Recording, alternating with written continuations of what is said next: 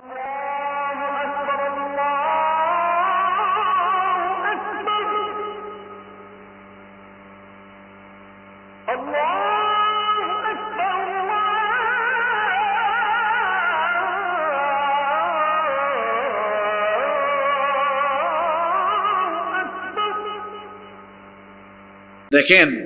2009 সালে শহীদ আল্লামা দেলাওয়ার হোসেন সাঈদী রহমতুল্লাহ আলাইহি তাকে যখন গ্রেফতার করা হলো, কারাগারে রাখা হলো, তখন কিন্তু অনেক দলের আলেম ওলামারা চুপচাপ ছিলেন, অনেকে কথা বলেন নাই। আর বাংলাদেশের মানুষের স্বভাবই হলো এমন, বেঁচে থাকতে কদর করে না, মরার পরে কদর করে। তিনি যখন শহীদ হলেন, তাকে যখন শহীদ করা হলো, জেলখানায় চিকিৎসার নামে তাকে হত্যা করা হয়েছে। এই বিচার বাংলাদেশের মাটিতে হওয়া উচিত। সরকারকে বলবো, এটা তদন্ত করুন, তাকে কি হত্যা করা হয়েছে নাকি তিনি তারা যেভাবে বলে যে স্ট্রোক করে মারা গিয়েছেন, এটা ক্লিনিক্যালি তদন্ত করে মানুষকে জানানো হোক। তিনি যদি হার্ট অ্যাটাকে শহীদ হন, তাও আমরা বলবো নিরপরাধ এই ব্যক্তিকে 13 বছর অন্যায় ভাবে যারা জেলখানায় রেখেছে, এদেরকে দেশে ফিরিয়ে এনে বিচার করে সব কয়টাকে ফাঁসির কাস্টে ঝুলানো উচিত। এদের কোনো ক্ষমা, কোনো মাফ। তিনি শহীদ হওয়ার পরে কৌমি একেবারে হাটহাজারী থেকে পর্যন্ত দোয়া গিয়েছে, সবাই তার জন্য দোয়া করেছেন। বিভিন্ন পীর সাহেবরা কি কৌমি, আলিয়া, হেফাজত, চরমুনাই, খেলাফত, জমিয়ত সবাই দোয়া করেছে, সবাই শোক জানিয়েছে। তখন আর সরকারকে ভয় করে নাই। এভাবে যদি এই ফেসিবাদদেরকে ভয় না করে 2009 সালে সবাই ঐক্যবদ্ধ হয়ে বলতেন, তিনি কোন দলের এটা আমরা জানি না, তিনি একজন আলেম হিসাবে বাংলাদেশের সব আলেমরা আমরা একসাথে তার পক্ষে দাঁড়ালাম, বলেন তার হাতে হাত করা লাগাইয়া তাকে নেওয়ার কোনো সাহস ওদের হতো? বলেন হতো? আমরা কৃপণতা দেখালাম, এই উদারতাটুকু দেখাতে পারলাম না বলে পরিণতি তো ভালো হয় নাই। পরবর্তীতে দেখা গেল আরে ওরা তো বাঘকে খাঁচায় বন্দি করে ফেলেছে, তো এরপরে যারা আছে ওদেরকে তো ওরা কেয়ারই করে না। এরপরে আপনারা দেখেছেন 5 আগস্টে এদের পতনের আগ পর্যন্ত কোনো দলের আলেম ওলামাকে নির্যাতন করতে তারা ছাড় দেয় নাই। আমাদের দেশে একটা চিত্র দেখলে আমার বড় খারাপ লাগে, সেটা হলো এই, আমরা আলেমকে না চিনলেও জালিম কিন্তু আলেম চিনে। হয়তো আপনারা এই কথাটি বুঝেন নাই, আমি একটু বুঝাই দিই। আমরা টুপি দিয়া বলি এটা তো চরমুনাই টুপি, উনি চরমুনাই। গুল টুপি এটা এই দলের, উঁচা টুপি এটা এই দলের। মানে আমরা আলেম হয়ে আলেমকে চিনলাম না। কিন্তু জালিমের দল তারা গুল টুপিকেও ধরে, উঁচা টুপিকেও ধরে, সবগুলারে ধরে এক জেলে রাখ। দেখেন নাই মাওলানা মামুনুল হককে যে জেলে রাখে, আমির হামজাকে নিয়ে ওই জেলে রাখে। দুইজন দুই ঘরনার, একজন কৌমি, একজন আলিয়া। এখন আপনারা বলেন, আলিমে আলিম না চিনলো জালিমে আলেম, এটা বড় দুর্ভাগ্যের বিষয়। আমি ভেবেছিলাম 5ই আগস্টের পরে এত বছর এতকাল যা হয়েছে তো হয়েছে, আমি ভেবেছিলাম 5 তারিখের পরে হয়তো কয়েকদিনের ভেতরই সব দলমতের আলেমরা এক টেবিলে বসে বলবেন বাদ দেন, ভুল বুঝাবুঝি, অতীতে যা হওয়ার হয়েছে, আমরা তো সবাই পিটা খাইলাম, চলেন আমরা এবার অন্তত পক্ষে ইসলামের স্বার্থে দিন কায়েমের সাথে ঐক্যবদ্ধ হয়ে যাই। কিন্তু তারা আলেম ওলামারা এই বাংলাদেশের 90% মুসলমানদের বেশিরভাগ মানুষকে 6 মাস ধরে তারা হতাশ করেছেন। আমি কি ভুল বলেছি? আমরা যদি ঐক্যবদ্ধ হতাম, আমি তো এই কথাটা এইভাবে বলি, যদি বাংলাদেশের আলেম সমাজ, ইসলামী দলগুলো আগামীকাল সকাল 10টায় ঘোষণা দেয়, এই যে দেখুন আমরা এক টেবিলে বসে গেলাম, আমার তো মনে হয় 11টার আগেই বাংলাদেশের মানুষ ঘর থেকে বের হয়ে বলবে আমরাও এক হয়ে গেছি, বাংলাদেশের দায়িত্ব আপনাদের হাতে তুলে দিলাম।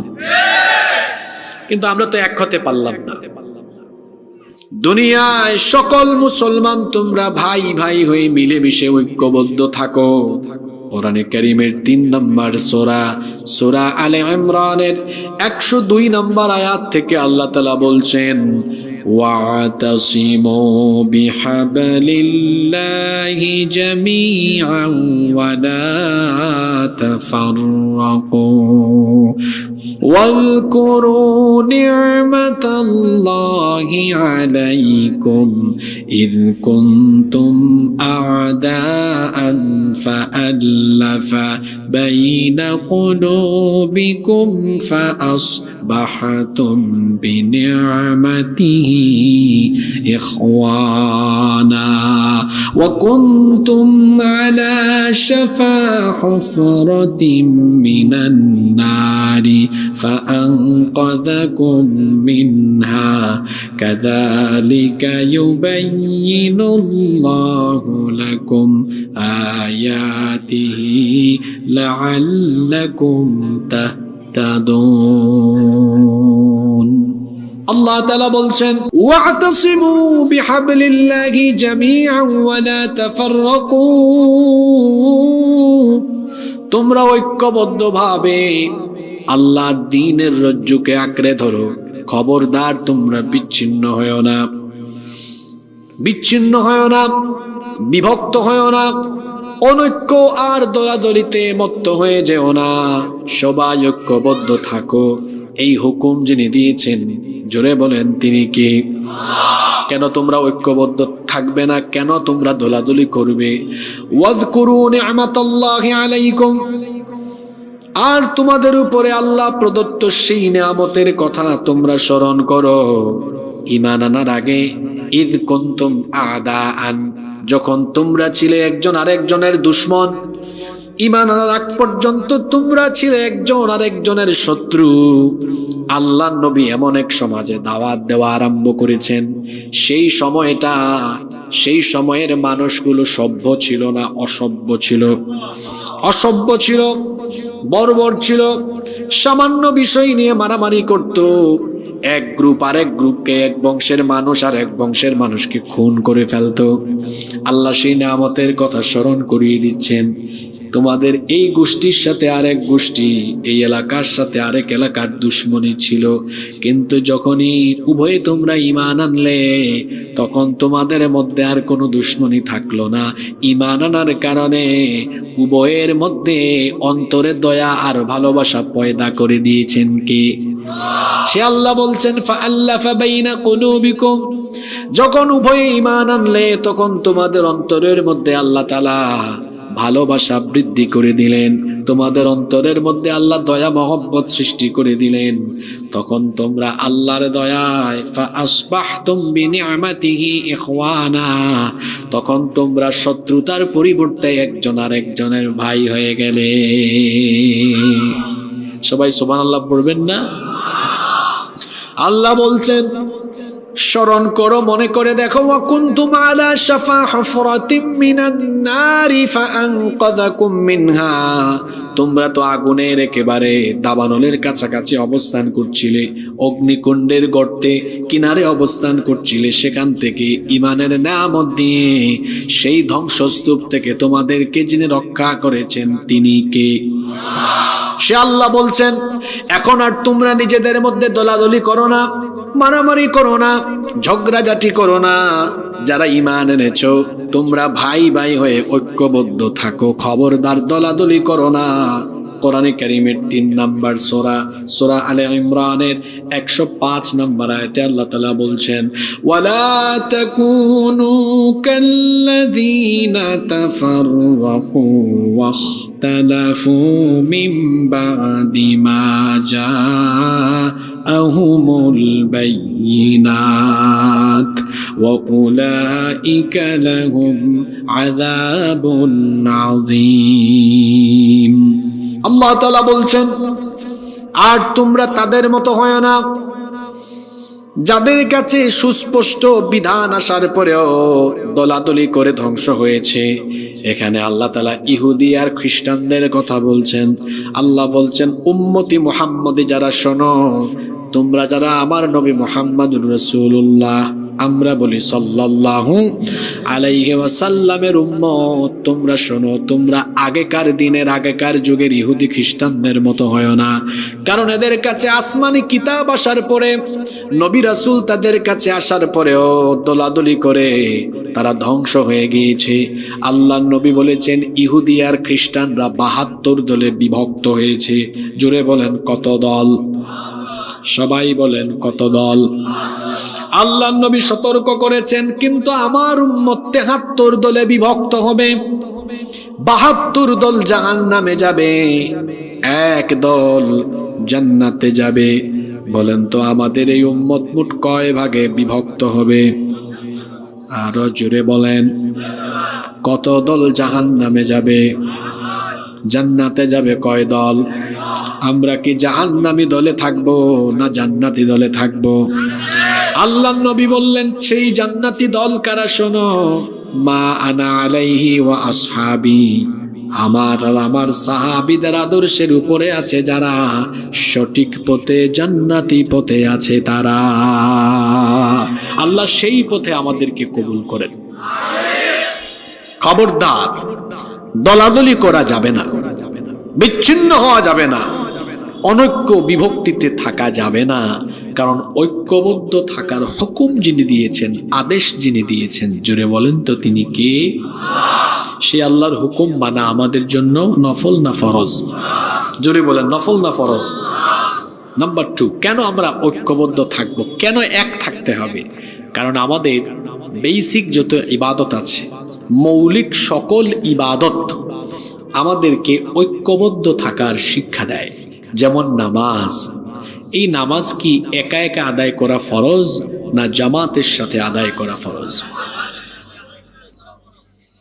একা একা নামাজ আদায় করলে নামাজের হক আদায় হয় না, কারণ নামাজকে আল্লাহ তাআলা জামাতের সাথে ফরজ করেছেন।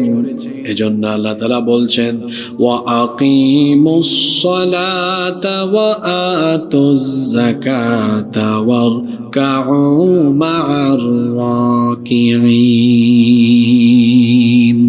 আর সালাত কায়েম করো এবং যাকাত দাও, এবং যারা রুকু করে তাদের সাথে এসে রুকু করো। নামাজ একা একা ফরজ নয়।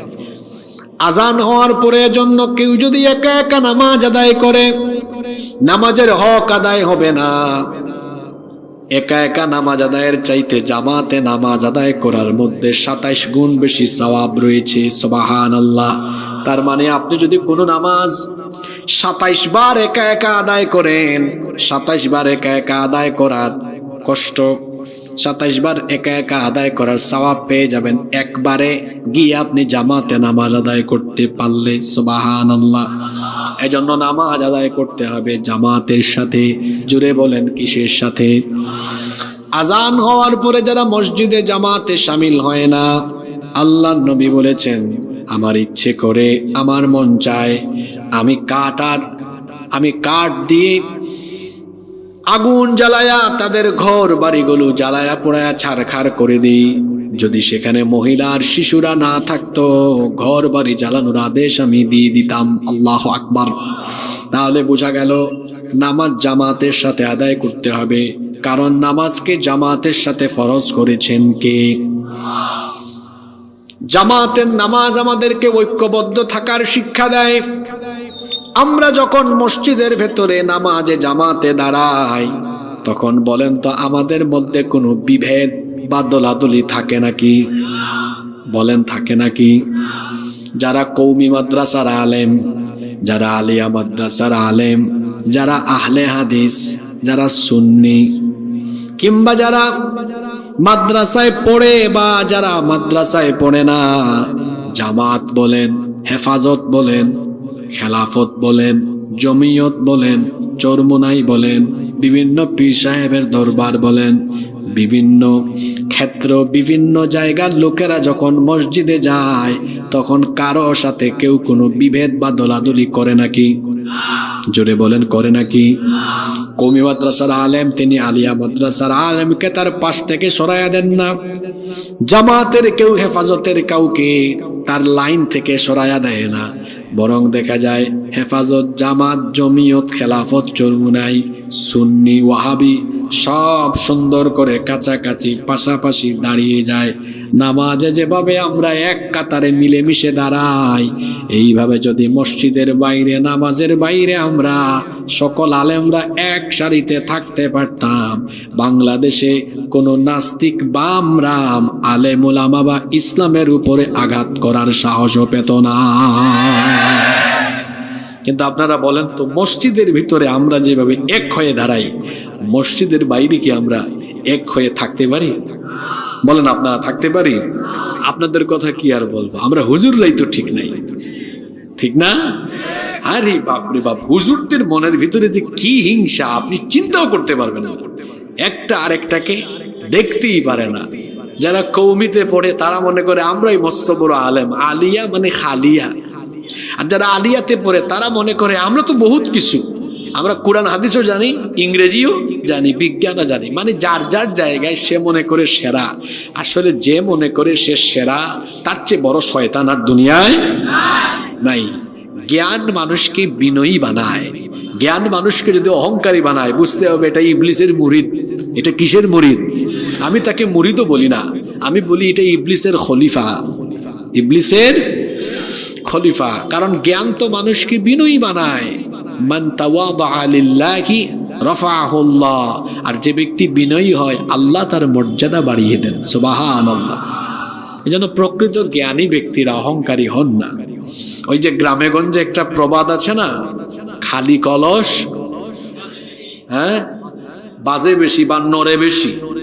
দুইটাই ঠিক আছে, খালি কলস বাজবেও নড়বেও, কিন্তু ভরা কলস নড়েও না বাজেও না। যার ভেতরে আসলে জ্ঞান আছে উনি নড়াচড়া করে কম, অহংকার করে না, ভাবসাব নেয় না। যে অল্প জানে এমন ফুটানি করে বোঝা যায় বহুত কিছু জানে, আসলে কিছুই জানে না।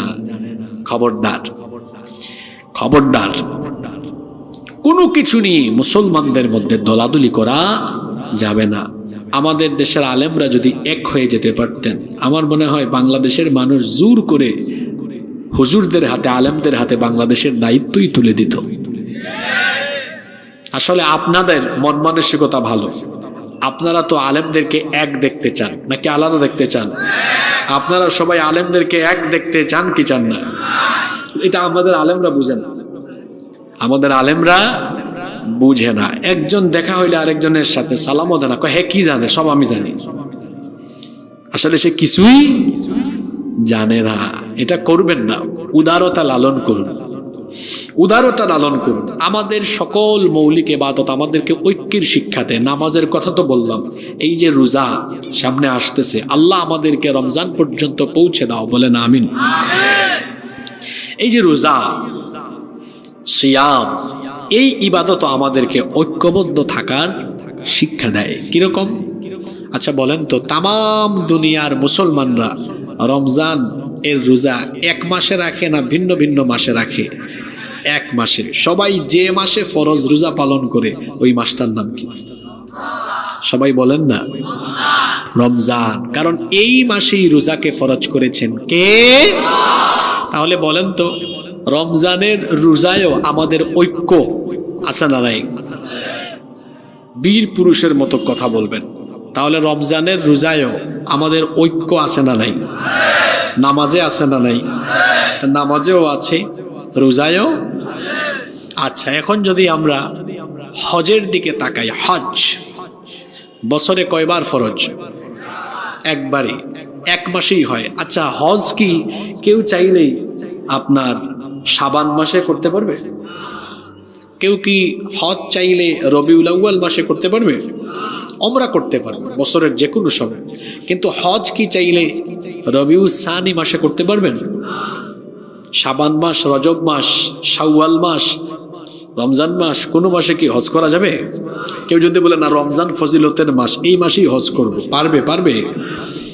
বরং হজের নির্ধারিত কয়েকটি দিন আছে, ওই সময় হজ আদায় করতে হবে। এজন্য তাম দুনিয়ার মুসলমানরা ওই সময় হজে যায়। নামাজেও ঐক্য আছে, রোজায়ও ঐক্য আছে, হজেও নাকি নাই? আছে। শুধু তাই নয়, ওখানে যখন সবাই হজে যায় তখন আরেকটি চিত্র আমাদের চোখের সামনে ভেসে ওঠে। সেটা কি? আফ্রিকার মানুষ কি কালো! আরে বাপরে বাপ, কালো না? অনেক কালো, আবার খুব লম্বা, আবার বডি টডিও মোটা সোটা। আমরা এদের কাছে কিছুই না, একটা গুতা মারবে আপনি পড়ে যাবেন গিয়া। এরকম আছে না অনেকে? লম্বা, খাটো, চিকন, ফর্সা, কালো, বিভিন্ন রঙের, বিভিন্ন কালারের, বিভিন্ন ভাষার, বিভিন্ন বর্ণের, বিভিন্ন দেশের মুসলমানরা যখন হজে যায় তখন কি একটা আরেকটারে বলে, এই তুই বাংলাদেশ যা, পিছনে যা, দেখছো আমি আফ্রিকান, দেখ আমার বডি, আমি সামনে থাকবো, এরকম বলে? না না না না না, দেখবেন একসাথে তাওয়াফ, একসাথে সাফা মারওয়ায় সাই, জামরাতেও একসাথে যাচ্ছে, আরাফার মাঠে সাদা কালো উঁচা মোটা লম্বা চিকন সব দাঁড়ায় গিয়েছে, ভাই ভাই হয়ে ঐক্যবদ্ধ হয়ে সেখানে অবস্থান নেয়। আল্লাহু আকবার। আচ্ছা বলেন তো, আরাফাতের মাঠে হাজি সাহেবরা যেভাবে বিভিন্ন দেশের হাজিরা গিয়ে এক মাঠে থাকে, এক থাকে, আপনারা বলেন তো এইভাবে যদি তামাম দুনিয়ার 58টা দেশের মুসলমানরা এক থাকতো, গাজায় ফিলিস্তিনে আমাদের ভাই বোনদের উপর নির্যাতন করার সাহস অসভ্য ইসরায়েল আর মার্কিনীরা, আমেরিকানরা কি মুরলগিরি করার সাহস দেখাতে পারতো? কিন্তু আমরা কি এক আছি? যদি বলেন এক আছি। আমাদের পাশের দেশে গুজরাটের কসাই, অসভ্য সন্ত্রাসী নরেন্দ্র মোদী কাশ্মীরে কি নিপীড়ন না করেছে, এত গুজরাটের কসাই গুজরাটে কি করেছে আপনারা জানেন? তারই শাসন আমলে আমাদের বাবরি মসজিদকে দখল করে তারা রাম মন্দির বানিয়ে তামাম দুনিয়ার 200 কোটি মুসলমানদের কলিজায় তারা আগুন লাগিয়ে দিয়েছে। যদি আমরা সারা দুনিয়ার 200 কোটি মুসলমান এক থাকতে পারতাম, তাহলে আপনারা বলেন এরকম কাজ করার স্পর্ধা সাহস সে দেখাতে পারত? আমরা ঐক্যবদ্ধ না। ইয়া আল্লাহ ইয়া রাব্বি, এ কোন মুসিবতে পড়েছি আমরা ঐক্যবদ্ধ থাকতে পারলাম না। অথচ আমাদের সকল মৌলিক ইবাদত আমাদেরকে এক থাকার শিক্ষা দেয়। কি নামাজ, কি রোজা, কি হজ, সকল ইবাদত আমাদেরকে ঐক্যের শিক্ষা দেয়। সকল ইবাদত, জোরে বলেন তো, আমাদেরকে কিসের শিক্ষা দেয়? আপনাদের কষ্ট হচ্ছে? আপনাদের দেওয়া বিষয়ই তো আলোচনা চলে, কষ্ট তো হওয়ার কথা। দাঁড়িয়ে আছেন কেন? বসেন বসেন, দাঁড়ায় থাকবেন, এটা অসুন্দর। মেহমানকে নিয়ে আসেন, বসান, কিন্তু দাঁড়ায় থাকবেন না। কয়টা পয়েন্ট গেল? ও বাজি হতা বাইন নইব কয়টা? আপনারা কি মনে করছেন আপনাদের ভাষা আমি বুঝি না? আই বুঝি, বলতে গেলে একটু মাখরাজে পেশ লাগে আর কি, মাখরাজটা ঠিক মতো হয় না, কিন্তু মোটামুটি পারিও, আর বুঝি তো আলহামদুলিল্লাহ। তাহলে 1 নম্বর, ঐক্যবদ্ধ থাকার হুকুম কার? আল্লাহর হুকুম মানা। 2 নম্বর, সবগুলো মৌলিক ইবাদত দিয়ে আল্লাহ আমাদেরকে ঐক্যবদ্ধ থাকার শিক্ষা দিয়েছেন। সুবহানাল্লাহ। নাম্বার 3, ঐক্যবদ্ধ কেন থাকতে হবে? কারণ ঐক্যবদ্ধ থাকলে আমাদের শক্তি বাড়বে, সাহস বাড়বে। আল্লাহু আকবার। এজন্য বুখারী শরীফের হাদিসে আল্লাহর নবী বলেছেন, আল মুমিনু লিল মুমিনি কাল বুনিয়ান ইয়াশুদ্দু বাদুহু বাদা। আল্লাহর নবী বলেছেন, এক মুমিনের সাথে আরেক মুমিনের সম্পর্ক হবে দেয়ালে থাকা পারস্পরিক ইটের গাঁথনির মতো। সুবহানাল্লাহ। ওই যে মসজিদ, এই মসজিদ বানানোর সময় প্রথমে কি করা হয়েছে? ওই যে বেসমেন্ট দেওয়া হয়েছে, তাই না? তারপরে শর্ট কলাম দিয়েছে না, তারপর গ্রেড বিম দিয়েছে, পিলার দিয়েছে, এরপরে এখানে ইট গাঁথনি দিয়েছে। আচ্ছা, ইট গাঁথনি দেওয়ার আগে ইটের ভাটা থেকে যখন একটা গাড়ি দিয়ে ইট আনার পরে এই ইট প্রথমে কোথায় রাখে? মাটিতে রাখে না? সব মিলায় রাখে না এমনি রেখে দেয়? এমনি রেখে দেয়। এই ইট যতক্ষণ বালু আর সিমেন্টের মশলা দিয়া একটার সাথে আরেকটার জোড়া লাগানো না হয়, তখন 100টা ইট বলেন তো দুর্বল না শক্তিশালী? আপনারা কি কথা বুঝতেছেন? ভালো আছে না? কোনো অসুবিধা নেই, বসেন। বারাকাল্লাহু ফিক। আচ্ছা, এই যে 100টা ইট যদি বা 1000 ইট, একটা গাড়ি দিয়ে 1000 ইট আনলেন, এই মাঠে রাখলেন মসজিদে লাগানোর আগে, তো বালু আর সিমেন্ট মশলা দিয়ে জয়েন্ট না দিয়ে 1000 ইট ফালায় রাখলে এই 1000 ইট দেয়ালে লাগার আগ পর্যন্ত শক্তিশালী না দুর্বল? যখন আপনি বালু আর সিমেন্টের মশলা মাখায়া এরপরে রাজমিস্ত্রি যখন একটার সাথে আরেকটা মশলা দিয়ে জুড়া দেয়, পুরাটা দেয়াল যখন হয়ে যায় তখন বলেন তো এটাকে ধাক্কায়া ফালাতে পারবেন? তখন এই ইটগুলো শক্তিশালী না দুর্বল? আল্লাহু আকবার। রসুলের উপমা দেখেন, আল্লাহর নবী বলছেন মুমিনের তো সম্পর্ক হবে এমন ওই দেয়ালে লাগানো ইটের মতো, ইটের সাথে ইট লেগে গেলে যেমন শক্তিশালী দেওয়াল হয়, ঠিক তেমনি ভাবে তামাম দুনিয়ার মোমেনরা যদি এভাবে কাঁধে কাঁধ লাগিয়ে ঐক্যবদ্ধ থাকে, সীসা ঢালা প্রাচীরের মতো ঐক্যবদ্ধ থাকা মুসলমান এই জাতিকে পরাস্ত করা পৃথিবীর কোনো পরাশক্তির পক্ষে সম্ভব নয়।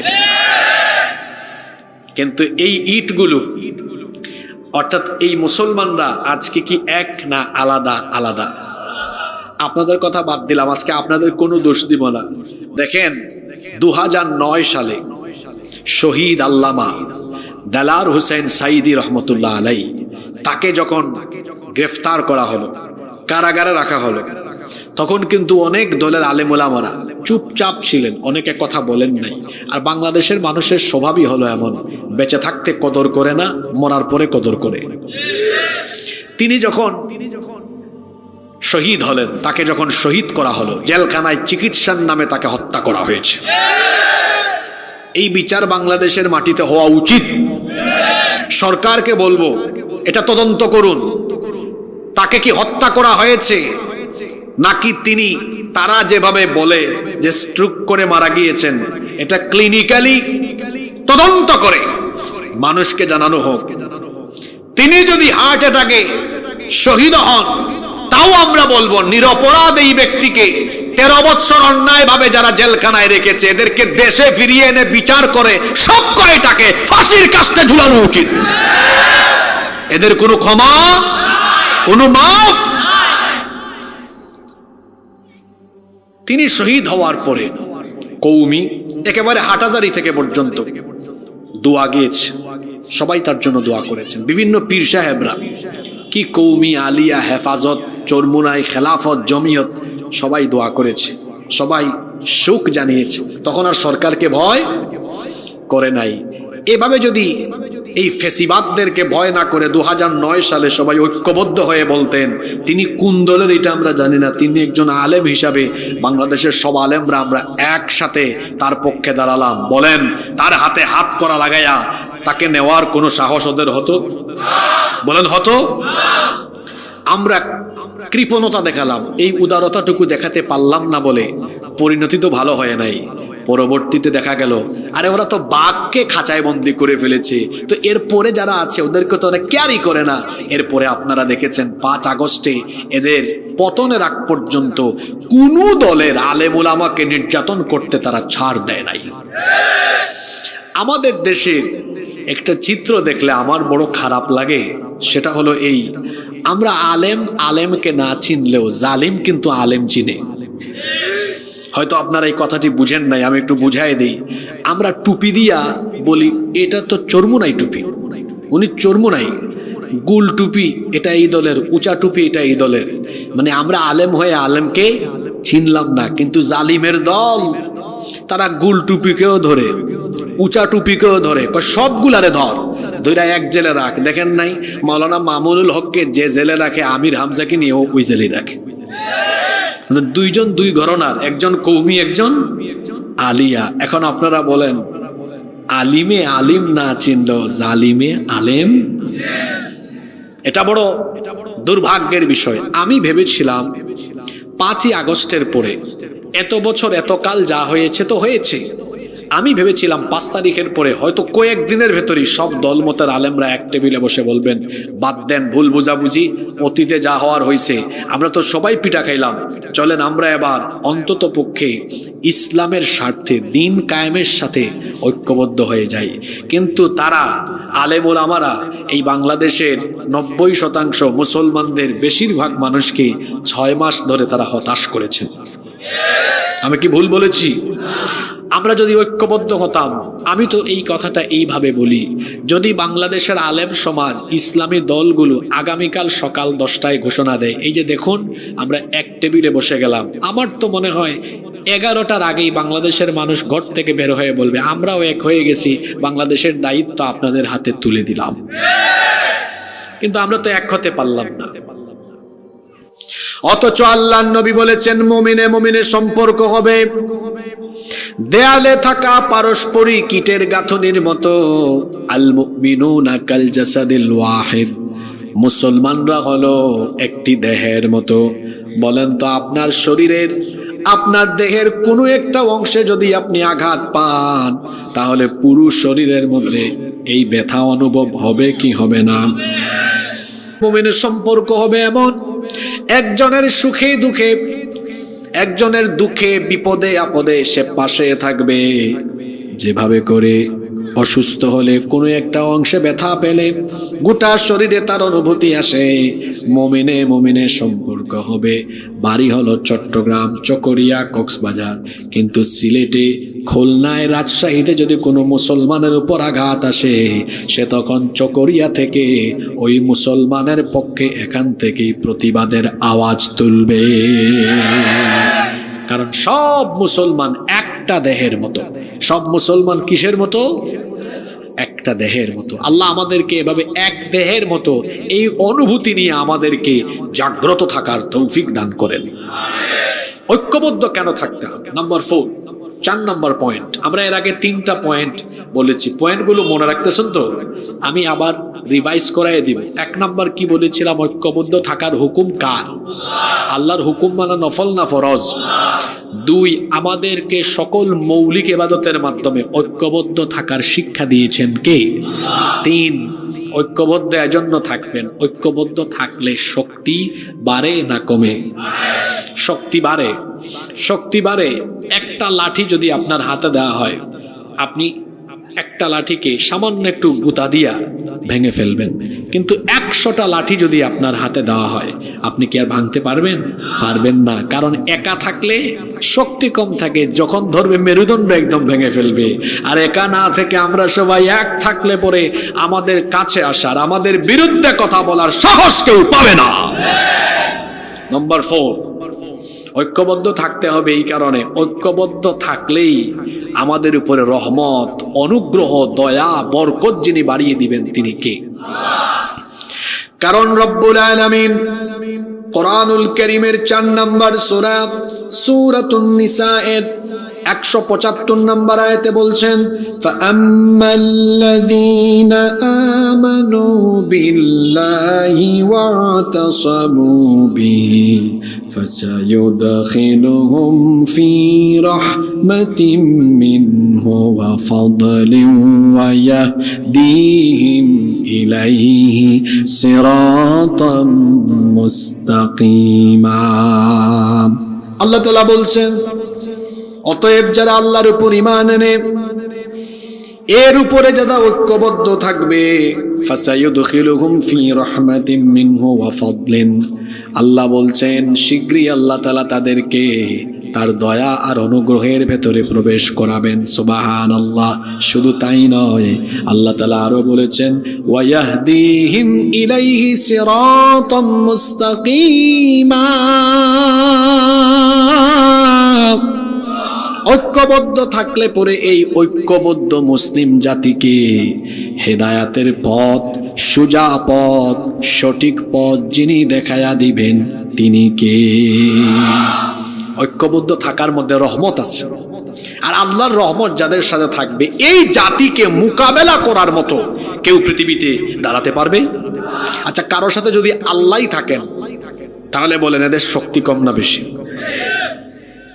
আল্লাহ যার সাথে আছেন তাকে কেউ মোকাবেলা করতে পারবে?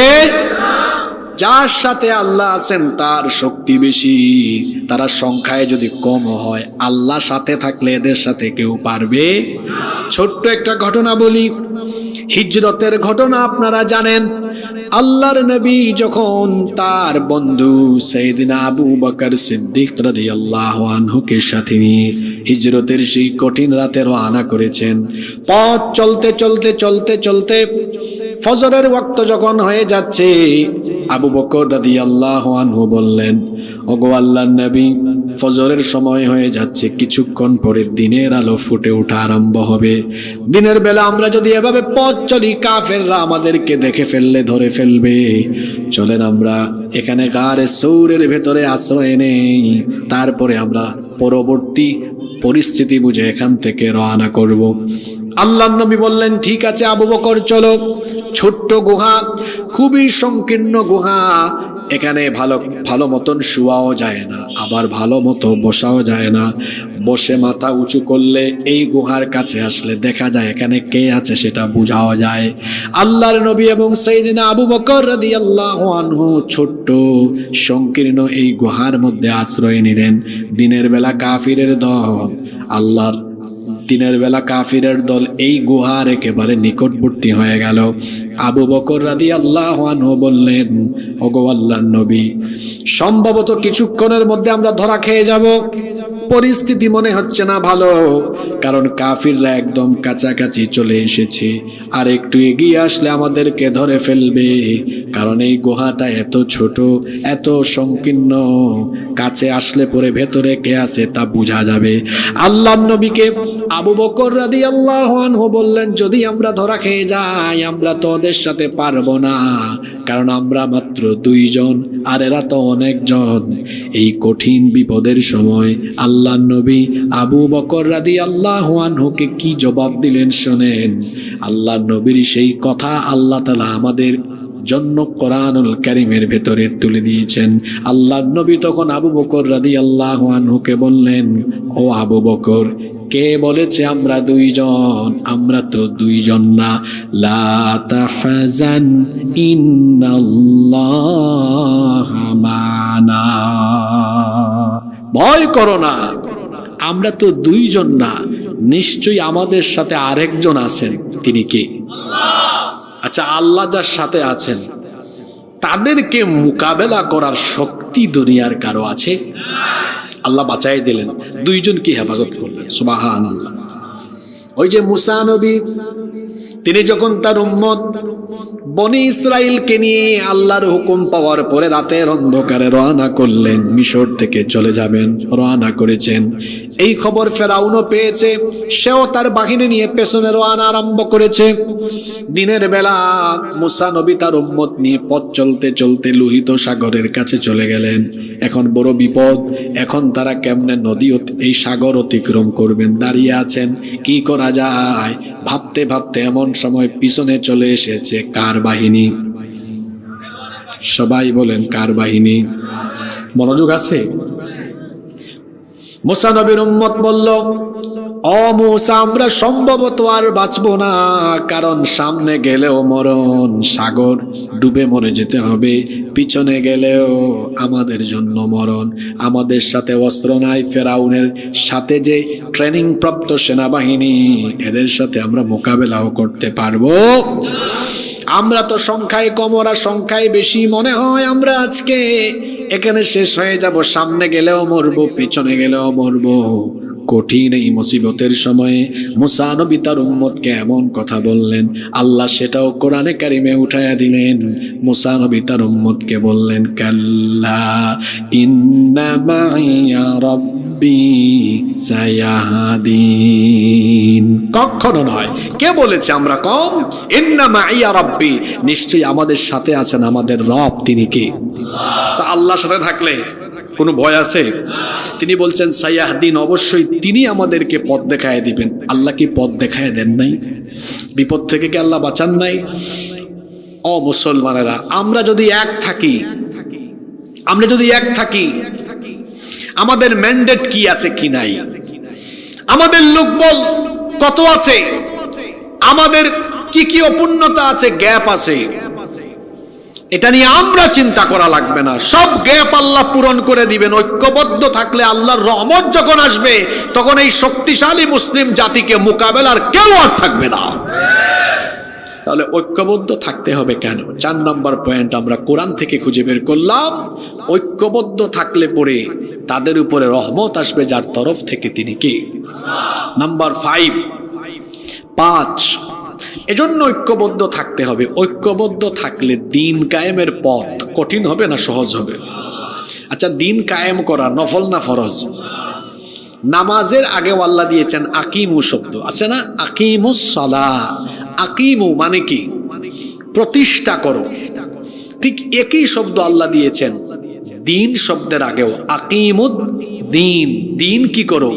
প্রতিষ্ঠা করো। দিন প্রতিষ্ঠা করা এটা শুধু আমার আপনার দায়িত্ব নয়, আমাদের নবীর দায়িত্ব নয়, বরং পূর্ববর্তী নবীদেরকেও এই দায়িত্ব যিনি দিয়েছিলেন, জোরে বলেন তো তিনি কে? কোরআনুল কারীমের 42 নম্বর সূরা সূরাতুশ শুরা এর 13 নম্বর আয়াতে আল্লাহ তাআলা বলছেন, শারা'a লাকুম মিনাদ-দীনি মা ওয়াসসা বিহি নূহান ওয়াল্লাযী আওহাইনা ইলাইকা ওয়া মা ওয়াসসাইনা বিহি ইব্রাহিমা ওয়া মূসা ওয়া ঈসা আন আকিমুদ الدين ولا تتفرقوا فيه। আল্লাহ তাআলা বলছেন তোমাদের জন্য সেই দিনকে বিধিবদ্ধ করে দেওয়া হয়েছে যা ইতিপূর্বে নূহ আলাইহিস সালামকেও দেওয়া হয়েছিল। ও নবী, আপনার উপরে যে ওহী নাজিল করা হচ্ছে, এই রকম ওহী আপনার আগে ইব্রাহিম, মূসা এবং ঈসার কাছেও পাঠানো হয়েছিল। সকলকে একই দায়িত্ব দেওয়া হয়েছিল, আন আকিমুদ্দিন, আমার জমিনে আমার দিন কায়েম করো। সুবহানাল্লাহ। তাহলে সব নবীদের দায়িত্ব একরকম না ভিন্ন রকম? না, আপনারা তো আসতে বললেন, আপনাদের মনে হয় মনের ভিতরে সন্দেহ আছে। কোনো সন্দেহ আছে? সব নবীদের দায়িত্ব কয় রকম? জোরে বলেন, কয় রকম? আচ্ছা বলেন তো, কোন নবী রাসূল কি দুনিয়াতে এসে মানুষকে তাদের গোলামির কথা বলেছেন? না, সব নবী রাসূল এসে কার গোলামের দাওয়াত দিয়েছেন? প্রত্যেকের দাওয়াত ছিল, আল্লাহ বলছেন, ওয়ালাকাদ বাআসনা ফি কুল্লি উম্মাতির রাসূলা আন ইবুদুল্লাহা ওয়াজতানিবুত তাগুত। আর অবশ্যই আমি প্রত্যেক জাতির জন্য নবী পাঠিয়েছি, রাসূল পাঠিয়েছি। সকলেই একই দায়িত্ব নিয়ে এসেছিলেন। সবার দায়িত্ব ছিল, তারা তাদের উম্মতকে, জাতিকে বলেছিলেন, আনি আবুদুল্লাহ, ইবাদত করো কার? আরো জোরে বলেন, কার? এতটুকু দাওয়াত তারা দেন নাই। বুঝার চেষ্টা করেন, নবীদের দাওয়াতের আরো একটা অংশ ছিল। আল্লাহ কোরআনে কারিমে বলেছেন, তারা বলেছেন আনি আবুদুল্লাহ, আল্লাহর ইবাদত করো। আর আরো একটা কথা আছে, সেটা বলেছেন ওয়াজতানিবুত তাগুত, তাগুত থেকে তোমরা বেঁচে থাকো, তাগুতের সাথে সম্পর্ক ছিন্ন করো, তাগুতকে তালাক দাও। জোরে বলেন, তাগুতকে কি দাও? তাগুত আবার কি? তাগুত হচ্ছে ব্যাপক অর্থবোধক একটা শব্দ। একেবারে সংক্ষেপে যদি আপনি বলেন যে তাগুত মানে কি, সংক্ষেপে উত্তর হলো, আল্লাহর জমিনে আল্লাহর দিন প্রতিষ্ঠার বিরোধী যারা, তাগুত হলো ফেরাউন তাগুত, নমরুদ তাগুত। ফেরাউনের কথা তো আল্লাহ সরাসরি কোরআনেই বলেছেন, ইযহাব ইলা ফিরআউনা ইন্নাহু তাগা, ফেরাউনের কাছে যাও, কারণ সে সীমালঙ্ঘনকারী তাগুত। তাহলে আল্লাহর জমিনে আল্লাহর দিন কায়েমের বিরোধী যারা, তাগুত হলো তারা। নবীদের দাওয়াত ছিল আল্লাহর ইবাদত করো, আর তাগুতকে কি করো? জোরে বলেন, বর্জন করো। তাহলে বোঝা গেল, মোমেন হওয়ার আগে আপনাকে যার সাথে সম্পর্ক কাট আপ করতে হবে, তার নাম কি? কিন্তু আমরা এটা অনেকে করি না। অথচ আল্লাহ বলছেন, ফামান ইয়াকফুর বিত-তাগুত ওয়া ইউমিন বিল্লাহি ফাকাদ ইসতামসাকা বিল উরওয়াতিল ওয়াসকা লা ইনফিসামা লাহা ওয়াল্লাহু সামিউন আলীম। অতএব যে ব্যক্তি তাগুতকে অস্বীকার করবে, তাগুতের সাথে কুফরি করবে, এরপরে যারা আল্লাহর উপর ঈমান আনবে, সে এমন এক শক্ত অবলম্বন বা রশি ধারণ করলো যা ছিন্ন হবার নয়। সুবহানাল্লাহ। আল্লাহ বলেছেন, ঈমান আনার আগে এক গোষ্ঠীর সাথে সম্পর্ক কাট আপ করো, সম্পর্ক ছিন্ন করো। যাদের সাথে সম্পর্ক ছিন্ন করার কথা বলা হয়েছে তাদের নাম কি? জোরে বলেন, তাদের নাম কি? তাগুত কারা? আল্লাহর আইন চায় না, আপনি তাদেরকে দেখেন না, না আপনার সমাজে আছে। তারা সমাজে রাষ্ট্রে আল্লাহর আইন প্রতিষ্ঠা হোক চায় না। তারা বলে কোরআন দিয়ে রাজনীতি করা ধর্ম ব্যবসা। তারা সমাজে রাষ্ট্রে কোরআনের আইন প্রতিষ্ঠা হোক চায় না, আল্লাহর আইন প্রতিষ্ঠা হোক এটা চায় না। যারা তাগুত হলো তারা, তাগুতের সাথে থাকবে যারা, শয়তানের বন্ধু হবে তারা। তাগুতের সাথে মুসলমানের কোনো সম্পর্ক, এজন্য যেই দলে কোরআন নাই হাদিস নাই সেই দলের সাথে মুসলমানের কোনো সম্পর্ক। এখন এই কথা আবার আপনি আপনার নিজের দলের উপরে নিজের ঘাড়ে আপনি চাপাই দিয়েন না। আমি কি কারো নাম বলেছি? তা আপনি আপনার দলে কোরআন ঢুকান, হাদিস ঢুকান, তাহলে তো হয়ে যায়। আপনি আবার বলিয়েন না যে আমাদেরকে বললেন নাকি। আমি তো কাউকে বলিনি, আমি বলেছি যার মধ্যে কোরআন নাই, যেই দলে কোরআন নাই হাদিস নাই সেই দলের সাথে মুসলমানের কোনো সম্পর্ক নাই। কারণ আল্লাহ তো কোরআনেই বলেছেন, ওয়াল্লাযীনা কাফারু ইউকাতিলুনা ফি সাবিলিত তাগুত ফাকাতিলু আউলিয়া আশ-শাইতান। নাফরমানরা লড়াই করে তাগুতের পরে, এরা তাগুতি মতবাদ, মানুষের তৈরি করা শয়তানি মতবাদ প্রতিষ্ঠা করতে চায়। আল্লাহ বলেছেন এদের বিরুদ্ধে লড়াই করো, কারণ এরা হলো শয়তানের বন্ধু। এদেরকে শয়তানের বন্ধু বলেছেন কে? আমরা তো শয়তানের বন্ধু হব না, আমরা হব নবীর উম্মত, আমরা নবীর আশেক হব, আমরা আল্লাহর নবীর উত্তরাধিকার হব ইনশাআল্লাহ। আমার নবী ছিলেন যে পথে, আমরা আছি সেই পথে। কারণ নবীর পথ, ওই যে আজকে আলোচনার শুরুতেই বলেছিলাম, এই উম্মতের ৭২ দল জাহান্নামী, এক দল কোন দল? যারা নবী এবং সাহাবীদের পথে আছেন। এখন আপনারা আমাকে বলেন, নবী আর সাহাবীরা কি দুনিয়ার কোনো মানুষের আইন প্রতিষ্ঠা করেছেন না আল্লাহর দ্বীন সমুন্নত করেছেন? তাহলে আমরা তো তাদের পথে থাকবো। আমরাও কালেমার পতাকাকে বিজয়ী করার জন্য, কোরআন দিয়ে রাষ্ট্র গঠনের জন্য আমরা সেই পথে থাকবো, ঠিক না? খালি সবসময় ঠিক বললে হবে না, বলেন ইনশাআল্লাহ। আল্লাহ সবাইকে কবুল করেন। তো ৫ নম্বর পয়েন্ট বলছিলাম, ঐক্যবদ্ধ থাকলে দিন কায়েমের পথ কি হয়? সহজ হয়। আপনারা কৌমিওয়ালাদেরকে জিজ্ঞেস করেন যে আপনারা কি কোরআনের বিজয় চান না? দেখবেন তারা বলবে জি অবশ্যই চাই। জামাতকে জিজ্ঞেস করেন, তারাও চায়। হেফাজতকে জিজ্ঞেস করেন, তারাও চায়। আপনি খেলাফতকে, জমিয়তকে, সারসিনাকে, চরমুনাইকে, সবাইকে জিজ্ঞেস করেন যে আপনারা কি ইসলামী শাসন, কোরআনের শাসন চান না? সবার উত্তর কি না হবে না হ্যাঁ হবে?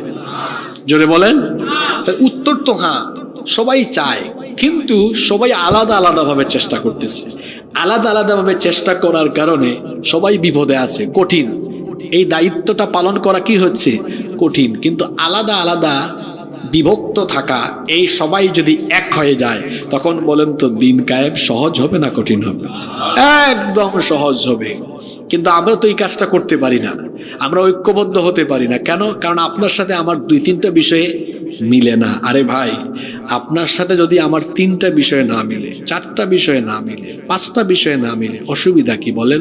95টা তো মিলে। তো এতগুলো বিষয়ের মিল থাকলে আমি আর আপনি কেন ঐক্যবদ্ধ হতে পারি না? আসুন মনের ভেতরের এই সংকীর্ণতা আমরা ঝেড়ে ফেলে দেই, উদারতা লালন করে। আসুন না নিজেদের মধ্যকার অনৈক্য, বিভক্তির এই দেয়ালকে আমরা নিজেরাই ভেঙে চুরে টুকরা টুকরা করে দিয়ে আমরা সীসা ঢালা প্রাচীরের মতো ঐক্যবদ্ধ হয়ে যাই। তাহলে এই দেশে আর নেতা নেত্রীদের আদর্শ প্রতিষ্ঠা হবে না, আল্লাহর কোরআন দিয়ে এই দেশ চলবে। কোরআন প্রতিষ্ঠা হোক, ইসলাম প্রতিষ্ঠা হোক। আপনারা চান কি চান না? সবই তো দেখলেন আপনারা 54 বছর ধরে, সব কিছু আপনাদের দেখা শেষ। বাকি আছে আল কোরআনের বাংলাদেশ। নেতা নেত্রীদের শাসন দেখছেন না আপনারা? হ্যাঁ, নেতা নেত্রীদের এত শাসন দেখলেন আপনারা 53-54 বছর ধরে। কি বলেন, চুরি ডাকাতি কমছে না দিন দিন বাড়ছে? জোরে বলেন, কমছে না বাড়ছে? সব দেখে ফেলেছি গো, আমরা সব দেখে ফেলেছি। এখন আমরা একটা জিনিস দেখতে চাই যেটা বাকি আছে, কোরআনের শাসন কেমন হয়। চকরিয়ার মানুষ চায় না? আপনারা কোরআনের শাসন চান কি চান না? সবাই চান তো? আল্লাহ এই দেশটাকে কোরআনের জন্য কবুল করেন। তাহলে ঐক্যের গুরুত্ব নিয়ে আমরা কথা বললাম। এবার আসেন অনৈক্যের কারণ কি, দলাদলি কেন হচ্ছে, এর কিছু কারণ আছে না?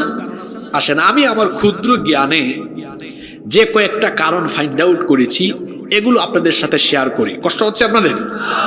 এক, আমাদের মধ্যে অনৈক্যের এক নাম্বার কারণ হলো আমরা আমাদের মূল পরিচয়, আমরা আমাদের আসল পরিচয় ভুলে গিয়েছি। আমরা আমাদের মূল পরিচয়, আসল পরিচয় ভুলে গিয়েছি।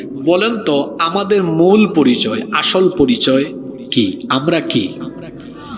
মাশাআল্লাহ বলেন, আমরা কি? মুসলমান। আমরা কি? মুসলমান। আশ্চর্যের ব্যাপার হলো আজকে আমরা আমাদের এই মূল পরিচয়ে পরিচিত না হয়ে আমরা আজকে বিভিন্ন শাখায় বিভক্ত হয়ে গিয়েছি। যেমন যারা রাজনীতি করে তারা কেউ কেউ বলে আমার প্রথম পরিচয় আমি বাঙালি, আমি বাংলাদেশি, আমি মুসলমান। মুসলমান এটা 3 নম্বরে বললেন কেন? না, আমার প্রথম পরিচয় আগে আমি মুসলমান, তারপরে আমি বাংলাদেশি। আপনারা আমার সাথে একমত না দ্বিমত? কবরে গিয়া বলিয়েন আমি বাংলাদেশি, আমি বাঙালি, ফাটাই ফেলবে একদম। কষ্ট পেয়েছেন আমার কথায়? আমি মাঝে মাঝে কিছু কথা খুব টাইট করে, খুব শক্ত করে বলি, কি করব বলেন? হ্যাঁ, নরম সুরে তো বুঝাইলে বুঝে না। এক পরিচয় আমাদের, আমাদের পরিচয় কি? আমাদের পরিচয় কি? মুসলমান। আমাদের মধ্যে অনৈক্য থাকার এই প্রথম কারণ হচ্ছে আমরা মূল পরিচয়ে পরিচিত না। তাহলে আমরা কি পরিচয় দেই? শোনেন, পরিচয় দেয় আমাকে চিনেন আমি কিন্তু কৌমি ঘরানার, আমাকে চিনেন আমি আলিয়া ঘরানার, আমাকে চিনেন আমি কিন্তু কড়া সুন্নি, আমাকে চিনেন আমি কিন্তু মিঠা সুন্নি, আমাকে চিনেন আমি কিন্তু আহলে হাদিস, আমাকে চিনেন আমি কিন্তু সারসিনা দরবারের, আমাকে চিনেন আমি অমুক দরবারের, আমাকে চিনেন আমি খেলাফত, আমাকে চিনেন আমি জমিয়ত, আমাকে চিনেন আমি হেফাজত। আশ্চর্য ব্যাপার, আপনার জন্য আফসোস হয় আপনি আপনার নিজের পরিচয় সাহস করে মুসলমান বলতে পারেন না। আমাদের আসল পরিচয় কি? জোরে বলেন, আসল পরিচয় কি? শুনেন আল্লাহর কোরআন থেকে শুনেন, কোরআনুল কারীমে সূরা আলে ইমরানের 102 নম্বর আয়াতে আল্লাহ বলছেন, ইয়া আইয়ুহাল্লাযীনা আমানু তাকুল্লাহা হাক্কা তুকাতিহি ওয়া লা তামুতুন্না ইল্লা ওয়া আনতুম মুসলিমুন। হে ঈমানদারেরা, আল্লাহকে ভয় করার মতো ভয় করো, যেমন ভাবে তাকে ভয় করা উচিত। ওয়ালা তামুতুন্না ইল্লা ওয়া আনতুম মুসলিমুন। আর তোমরা মুসলমান না হয়ে মৃত্যুবরণ করো না। কথা বুঝে থাকলে বলেন তো কি না হয়ে মৃত্যুবরণ করতে বলা হয়েছে? জোরে বলেন। তা আপনি কেন বলেন আমি কৌমি, আলিয়া, হেফাজত, খেলাফত, জমিয়ত ইত্যাদি ইত্যাদি? এগুলো আবার কিসের পরিচয়? আল্লাহ তাআলা বলছেন, ওয়ামান আহসানু কওলাম মিম্মান দাআ ইলাল্লাহি ওয়া আমিলা সালিহান ওয়া ক্বালা ইন্নানি মিনাল মুসলিমিন। আল্লাহু আকবার, কি চমৎকার কথা! আর ওই ব্যক্তির চাইতে, ওই ব্যক্তির কথার চাইতে আর কার কথা উত্তম হতে পারে যে তার কথা দিয়ে মানুষকে আল্লাহর দিকে আহ্বান করে আর সে বলে ইন্নানি মিনাল মুসলিমিন, আমি মুসলমানদের একজন। সুবহানাল্লাহ। আপনি এই পরিচয় দিতে পারেন না। আমরা আমাদের মূল পরিচয়ে পরিচিত হতে পারিনি বলে দলাদলি, অথচ আমাদের মূল পরিচয় হলো ইসলাম। আমাদের প্রভু কয়জন? রব কয়জন? রাসূল কয়জন? কিতাব কয়টা? আমাদের প্রভু এক, এক নবীর উম্মত, জীবন বিধানে ওই শিবানী কুরআন। আমাদের প্রভু এক, এক নবীর উম্মত, জীবন বিধানে ওই শিবানী কুরআন। তবে কেন এক নও হে মুসলমান, এক হও এক হও করিয়া আহ্বান। বাইতুল্লাহ এক, মদিনা শরীফ এক, নাকি আলাদা? উহুদ পাহাড় এক, বদরের মাঠ এক, একটা তো জীবন আর মরণ তো একবার, সকলের তরে আছে একই স্থান। তবে কেন এক নও হে মুসলমান, এক হও এক হও করিয়া আহ্বান। আল্লাহ আমাদেরকে এক হওয়ার তৌফিক দেন। অনৈক্যের কারণ বলছিলাম, এক নাম্বার কারণ আসল পরিচয় ভুলে যাওয়া। আমাদের আসল পরিচয় কি? এই আওয়াজে হবে না, দুর্বল মুসলমান আমি দেখতেই পারি না। আমার বাড়িও কোথায় জানেন তো? সিলেট, হযরত শাহজালাল রহমতুল্লাহ আলাইহির এলাকার মানুষ। আমরা তো হযরত শাহজালাল রহমতুল্লাহ আলাইহির রুহানি সন্তান। আপনারা পাইছেন 12 আউলিয়া, আমরা পেয়েছি 360 আউলিয়া। চিন্তা করেছেন? তা আমাদের পূর্বপুরুষরা তো সাহসী ছিলেন, আমরাও সাহসী। কথা বলার সময় মহিলার মতো না, পুরুষের মতো কথা বলবেন। আপনার কথায় যেন বীরত্বের ভাব প্রকাশ পায়। আল্লাহু আকবার। আমাদের আসল পরিচয় কি? আরো জোরে বলেন, আসল পরিচয় কি? এটা 12 আউলিয়ার উত্তরাধিকারদের আওয়াজ এরকম হইলে হয়? লজ্জাজনক বিষয়। জোরে বলেন, আমাদের আসল পরিচয় কি? মুসলমান। তাহলে আমাদের অনৈক্যের এক নাম্বার কারণ খুঁজে বের করলাম, আসল পরিচয় ভুলে যাওয়া।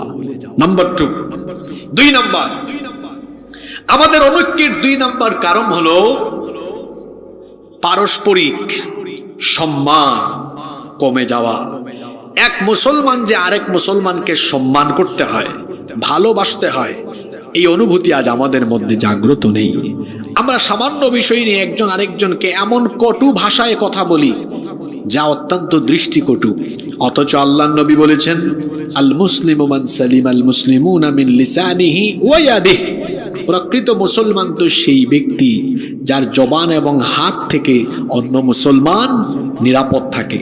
কিন্তু আমরা দেখা যায় নামাজ আদায় করি, রোজা রাখি, অথচ কিছু কিছু বিষয়ে অমিল,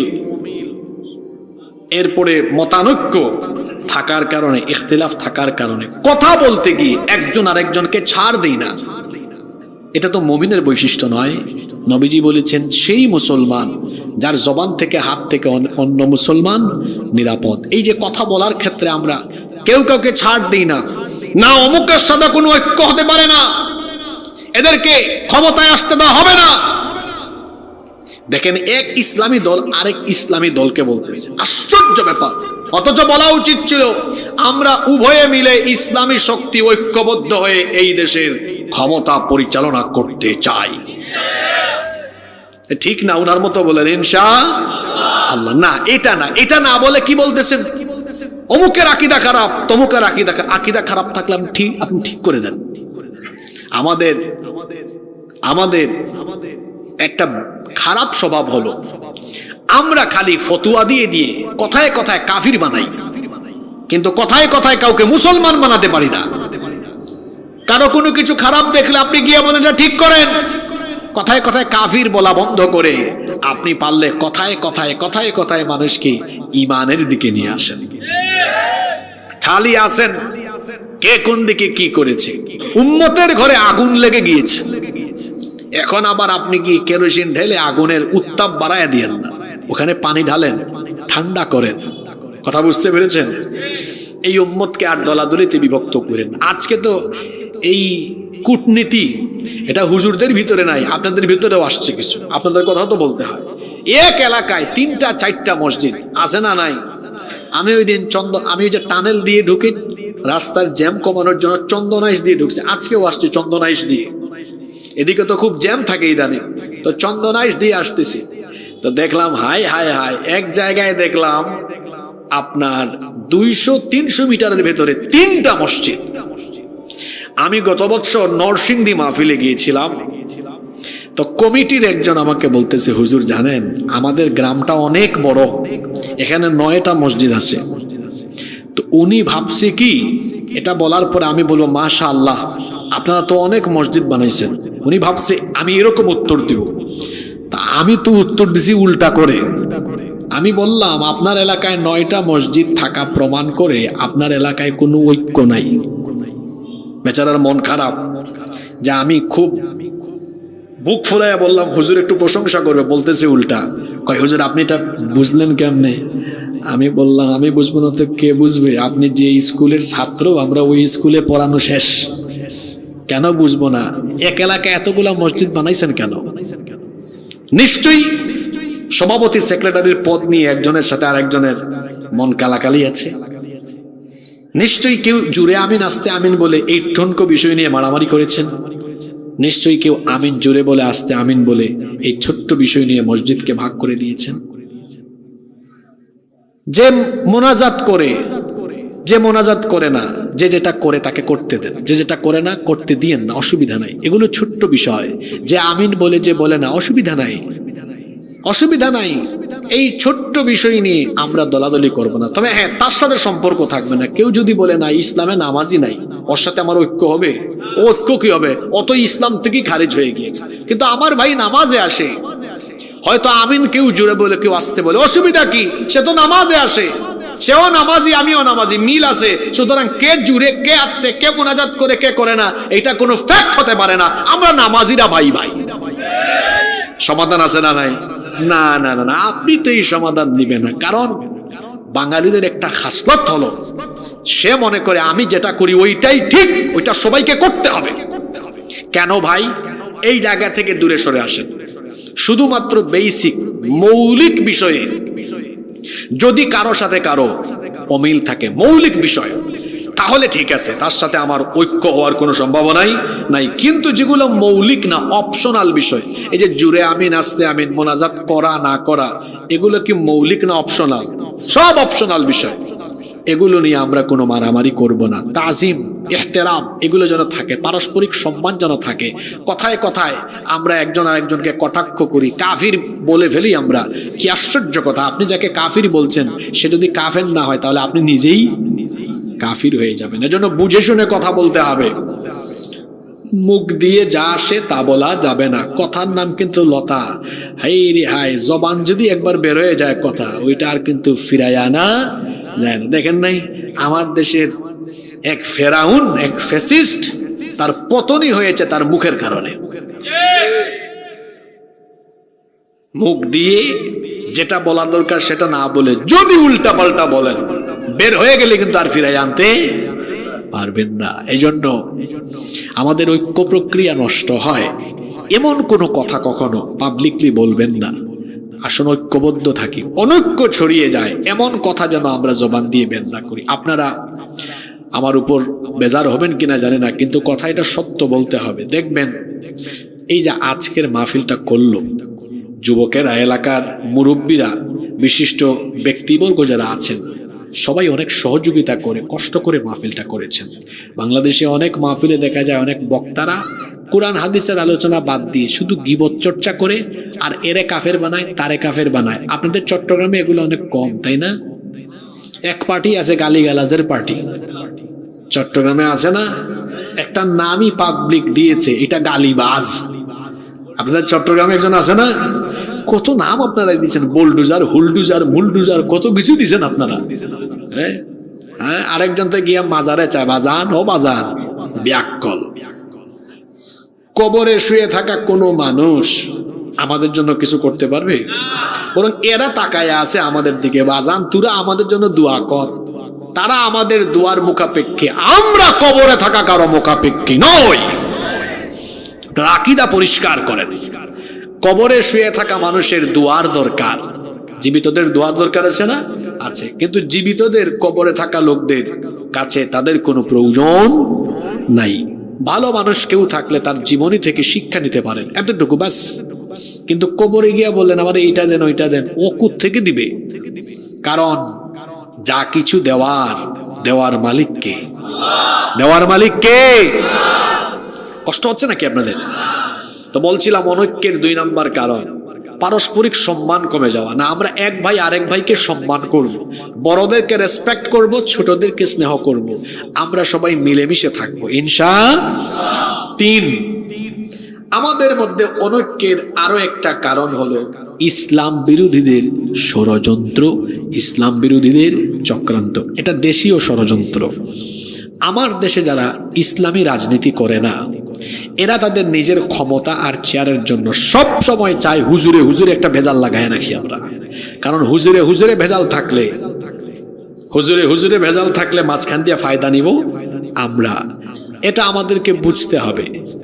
এই জাতের মানুষ যারা, এদের খপ্পর থেকে আমাদেরকে বেঁচে থাকতে হবে। এরা সব সময় চায় ইসলামিস্টরা যেন এক হতে না পারে। এজন্য দেখা যায় তারা কিছুদিন ওর কাছে যায়, কিছুদিন ওর কাছে যায়, কিছুদিন উনাকে কুলে তুলে, কিছুদিন উনাকে আছাড় মারে। সব কথা তো পরিষ্কার করে বলতে পারবো না, কিছু আকারে ইঙ্গিতে কথা আপনাকে বুঝে ফেলতে হবে।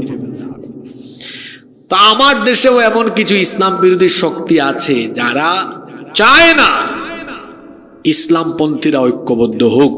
কারণ ইসলামপন্থীরা ঐক্যবদ্ধ হয়ে গেলেই তাদের সমস্যা আছে না নাই? তাহলে এটা অনৈক্যের একটা কারণ, ইসলাম বিরোধীদের শক্তি। নাম্বার 4, 4 নাম্বার হলো বিজাতীয় শক্তির ষড়যন্ত্র, পশ্চিমারা। আর আমাদের পাশে আর একটা দেশ আছে না, এরা কি কোনোদিন চাইবে যে ইসলামপন্থীরা এক হয়ে যাক? যদি বলেন চাইবে, তাহলে আমাদের অনৈক্যের এটা আরেকটা কারণ ওদের ষড়যন্ত্র। আপনি দেখুন, আমরা ভালো কথা বললেও তারা আমাদেরকে জঙ্গি বানায়, সন্ত্রাসী বানায়। অথচ ইসলামের সাথে সন্ত্রাস আর জঙ্গিবাদের কি কোনো সম্পর্ক আছে? যদি বলেন আছে? সন্ত্রাসবাদের সাথে জঙ্গিবাদের সাথে ইসলামের কোনো সম্পর্ক নাই। বরং ইসলামের শিক্ষা হলো শান্তির, ইসলামের শিক্ষা হলো সমৃদ্ধি। অথচ তারা, আপনাকে আমি একেবারে চোখে আঙ্গুল দিয়ে দেখাই, এই আমেরিকার মোড়লরা যাকে যোদ্ধা বলে, বিশ্ব মিডিয়া তাকে যোদ্ধা বলে, আমেরিকা যাকে জঙ্গি বলে, মিডিয়াও তারে জঙ্গি বলে। আফগানিস্তানের তালেবানদেরকে আমেরিকানরা বলেছে কি? জঙ্গি।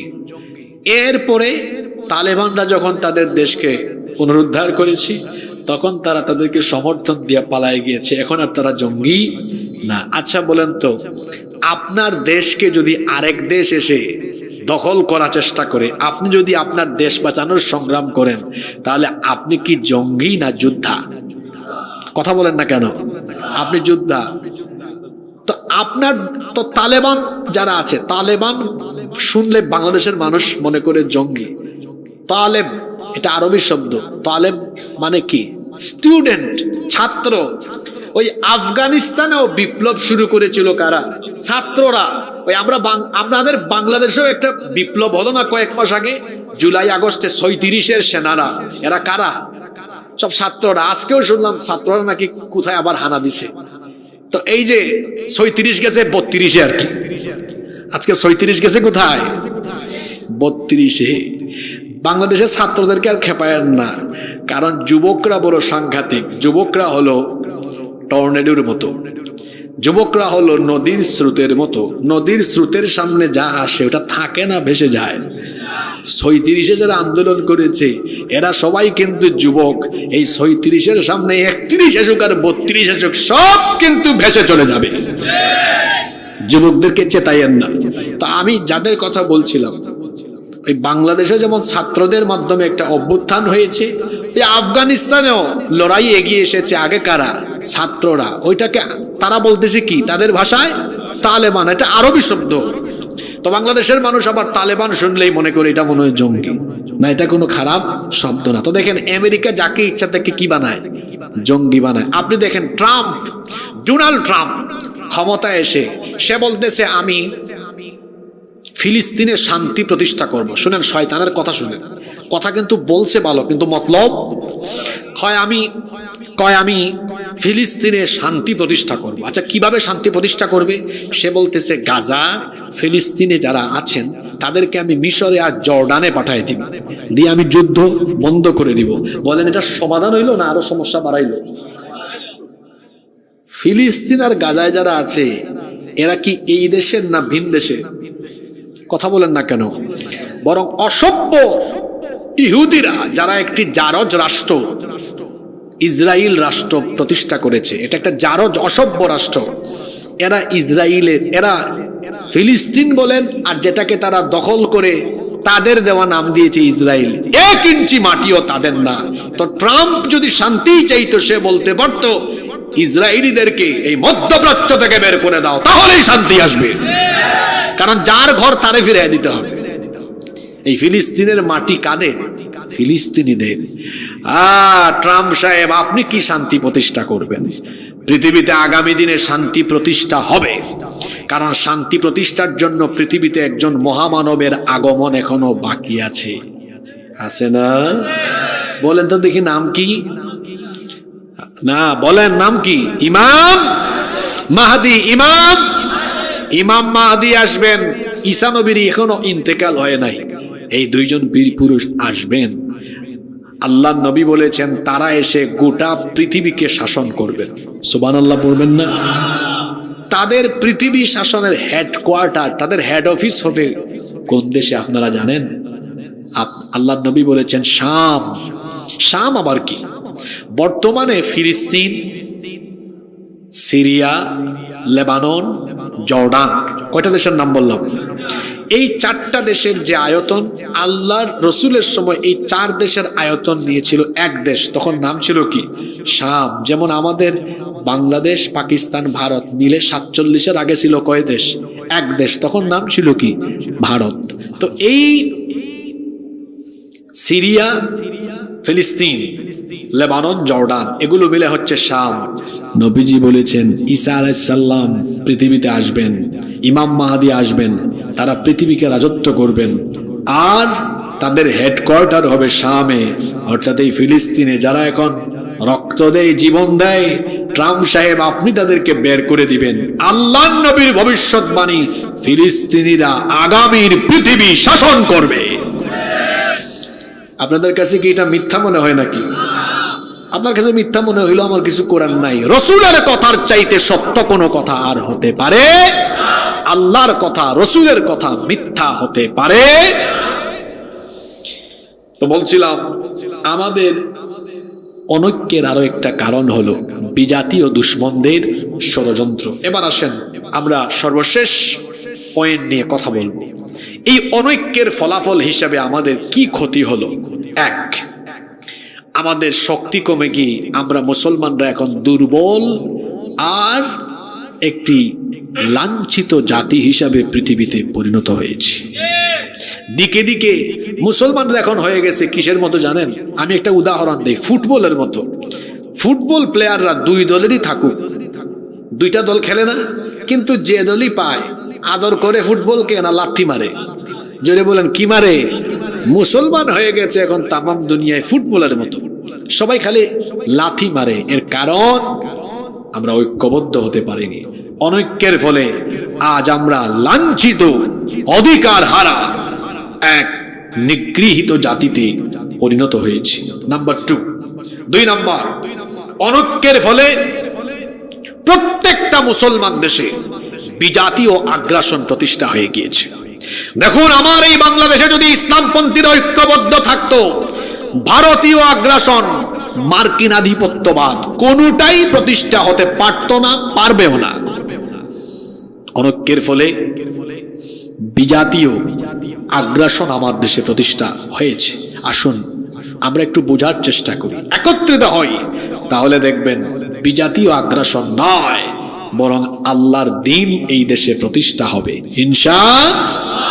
3, আমরা অনৈক্য আর দলাদলিতে থাকার কারণে আল্লাহর দ্বীন এখনো প্রতিষ্ঠা হয়নি। এখনো মানব রচিত মতবাদ প্রতিষ্ঠা আছে, কিন্তু এটা থাকবে না যদি আমরা ঐক্যবদ্ধ হয়ে যাই। 4, অনৈক্যে থাকার কারণে আমরা মজলুমে পরিণত হয়েছি।